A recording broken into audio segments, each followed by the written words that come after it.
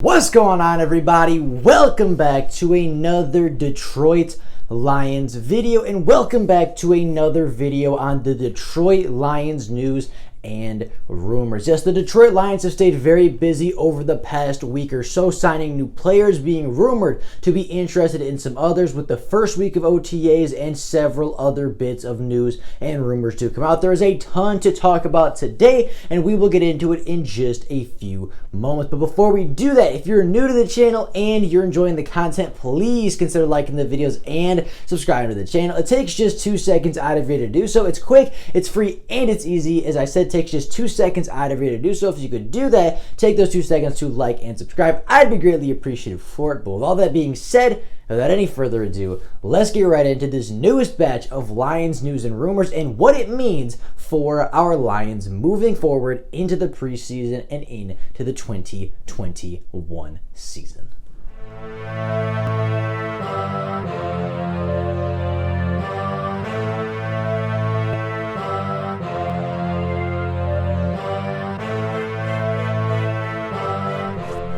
Now, starting off today's news and rumors, we have the Detroit Lions' newest signing. We have the Detroit Lions' newest player and the newest member of the 90-man active roster. Now, yesterday, the Detroit Lions signed defensive tackle Brian Price, formerly of the Green Bay Packers. Now, Price has been a rotational defensive tackle all around the NFL for many, many years. He's been a member of the Green Bay Packers, the Dallas Cowboys, the Cleveland Browns, the Las Vegas, or I guess at the time, Oakland Raiders, as well as the Jacksonville Jaguars. Now, Price is being brought in to replace Joe Heath, a guy that went down with injuries a couple of days ago. Price is a guy that is being brought in for depth. He's a guy that is going to be a camp body, but unfortunately for him, I don't see him being much more than that. He has not really been a full-time starter or even a full-time rotational player in the NFL for very long, although he is a veteran, although he's been in a lot of systems and has been through a lot of training camps and has been on a number of active rosters throughout his time in the NFL. He's not a guy that has seen consistent playing time over his career, and unfortunately for him, I see that trend continuing in Detroit. I just simply don't see him being on Michael Brockers, Levi Onwuzurike, Liam McNeil is there, Deshaun Hand is there, you have Jayshon Cornell and Kevin Strong, who are both there, as long as John Penisini. There is a lot of depth at this defensive tackle position, and of all of the positions on the Detroit Lions,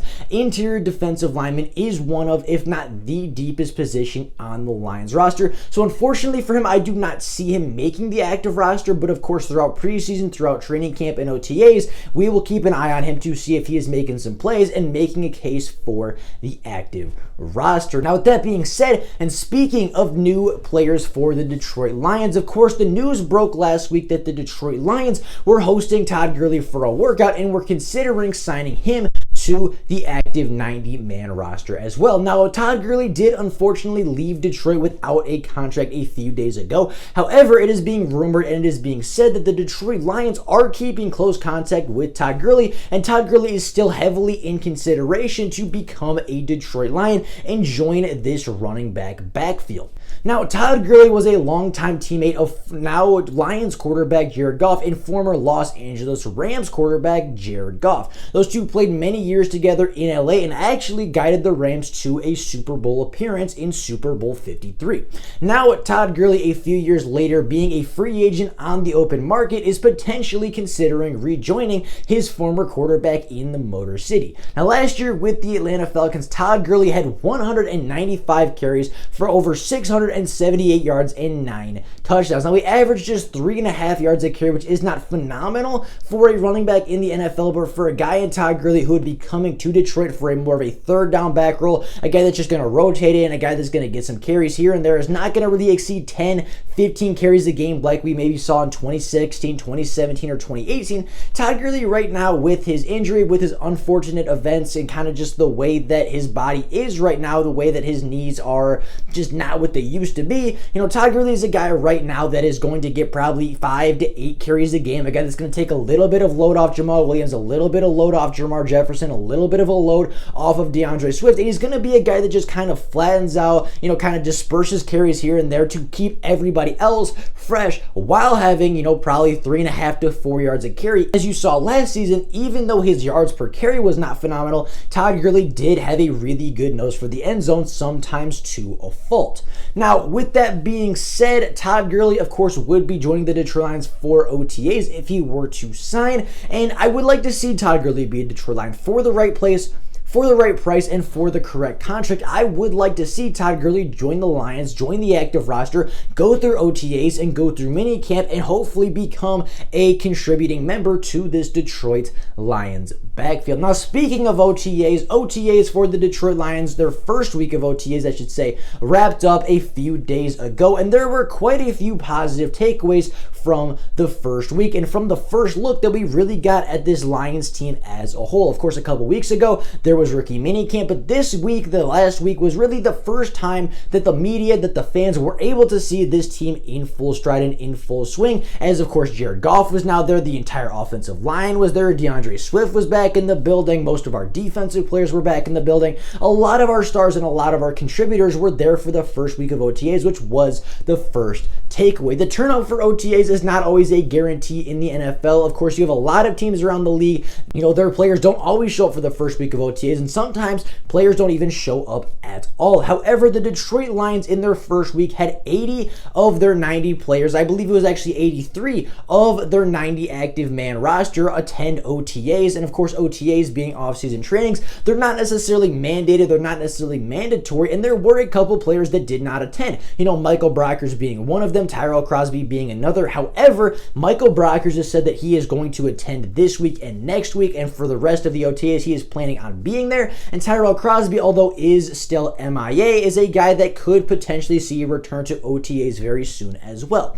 Now, regardless of if Tyrell Crosby is going to return to the OTAs and return to this Lions team anytime soon, the fact remains that the turnout for OTAs this season was very, very good, at least for the first week or so of those OTAs. Now, for me, this signals that these players are ready to play for Dan Campbell. It signals that the Lions are getting ready for the season. There's no excuses. There's nobody that doesn't want to be there. That the Dan Campbell effect that we've talked about, a guy that players want to play for, is in fact taking effect in the Motor City, and that all of a sudden, even without playing a game, even without having a game to prepare for yet, preseason being months and months away at this point, these players are still ready to get on the field for this coaching staff and for Dan Campbell. Now, with that being said, there was some other news to come out of OTAs. Mainly, Jeff Okudah has taken big strides and is showing some really, really good things early in off-season trainings. Jalen Reeves-Maybin and Jared Goff are also very impressive in their early looks. Jalen Reeves-Maybin was said that he was making a lot of plays in OTAs and has the potential to possibly move up in the depth chart and see some real playing time on the defensive side of the ball instead of just being the special teams ace that he has been for the Lions over the past 4 years or so. Now, speaking of Jared Goff in particular, Jared Goff, of course, is the new quarterback of the Detroit Lions. Jared Goff is a guy that, was traded this offseason in the deal for Matthew Stafford. It was Matthew Stafford by himself for Jared Goff, 2 firsts and a third. Now, a lot of people look at Jared Goff as the weak part of that trade, even though he is a top 15 to top 20 quarterback and a guy that can make all the throws in the book, a guy that can run a successful offense, and a guy that is a proven winner in the NFL. Now, Goff is going to be a big question mark this year, whether he's going to be good or not, whether or not the Lions will draft a quarterback next offseason and in next year's draft is entirely up to Jared Goff and his play this year. And if you are a fan of Jared Goff and you want him to succeed in the Motor City, you are going to be very happy with this news. So far in OTAs, Jared Goff looks incredibly sharp and looks very well groomed, looks very good to go, and looks like a top quarterback prospect for the 2021 season. Now, Jared Goff and the Detroit Lions had 10 live reps of 7-on-7 throughout the first week of OTAs, and Jared Goff looked very sharp. I believe he completed a majority of his passes, most of them being to either TJ Hockenson or DeAndre Swift. That is kind of the Detroit Lions dynamic trio this year. That is kind of their trio of guys that they are going to depend on and they are going to rely on this season if they want to have offensive success. It was said that Jared Goff hooked up with DeAndre Swift on a nice deep ball off a wheel route, and it is said that he hooked up with TJ Hockenson a couple times off timing routes and, outbreaking breaking routes and stuff like that to pick up some reliable, easy chunk yardage to keep the offense on track and keep the offense moving. Now, I love that Jared Goff is developing this chemistry early. I love that he's finding DeAndre Swift and TJ Hockenson, two of our leading 5 receivers a season ago. Those two players are going to be huge in the Detroit Lions' success this season if they are to have any. And building that connection early for the inexperienced quarterback or for the new quarterback in Detroit is going to be very crucial for Jared Goff's play this year as well as his development in the Motor City. Now, with that being said, there are a couple of other pieces of news and rumors. The first of which, and I think the biggest rumor or I guess news article that came out over the past week, has to do with the Detroit Lions' 7th overall pick in Oregon or former Oregon tackle Penei Sewell. Now, Penei Sewell came out the other day and said that the transition from left tackle to right tackle was a little bit more challenging than he had initially thought. It is a little bit more challenging. It is a little bit of a challenge, and that is something that he was not necessarily expecting when he said he would make the move to right tackle. Now, this has led to a ton of controversy, and this has led to a ton of overreaction by Lions fans as well as NFL fans and NFL media. A lot of people are already writing off him as a bust, whether it be just because he was drafted by the Detroit Lions or because he simply said that switching to right tackle is not exactly like Madden. You can't just flip a switch and be exactly the same player you are left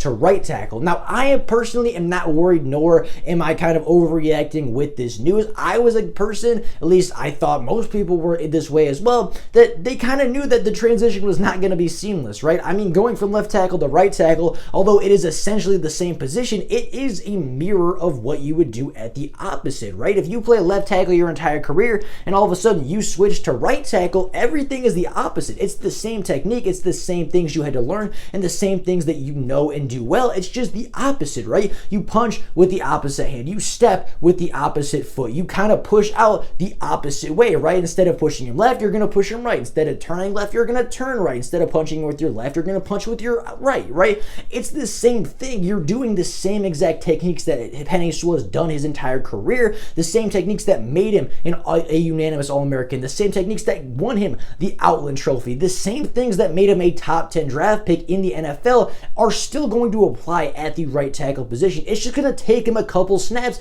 to kind of get used to the same thing.